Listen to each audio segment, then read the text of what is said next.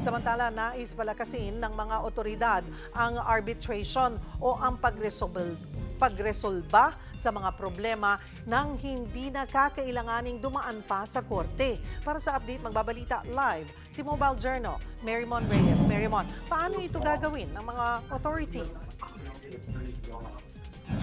Cheryl, ongoing ngayon ang third edition ng International Chamber of Commerce o ICC Philippines Arbitration Day, kung saan ang mga isasagawang lectures at workshops ay para sa pagpapalakas at papalawak ng kaalaman tungkol sa arbitration proceedings.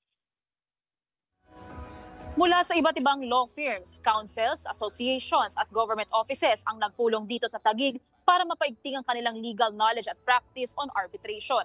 Tinatawag na arbitration yung pagresolba sa problemang legal na hindi nadadaan sa korte. Tatalakayin kasi rito ang mga usapin tungkol sa time and cost control measures, admissibility and jurisdiction in international arbitration, at ang arbitrator disclosure at scrutinizing draft arbitral awards.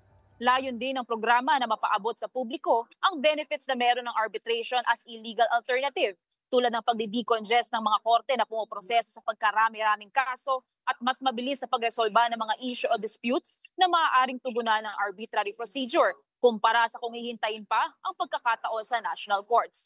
Nasabi rin kanina ni Chief Justice Alexander Gesmundo ang kahalagahan nito at ang potensyal na meron ng artificial intelligence para lalo maging efficient ang arbitration.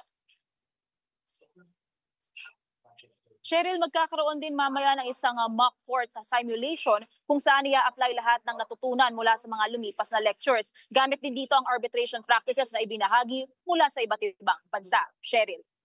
Maraming salamat. Mobile Journal, Marymon Reyes.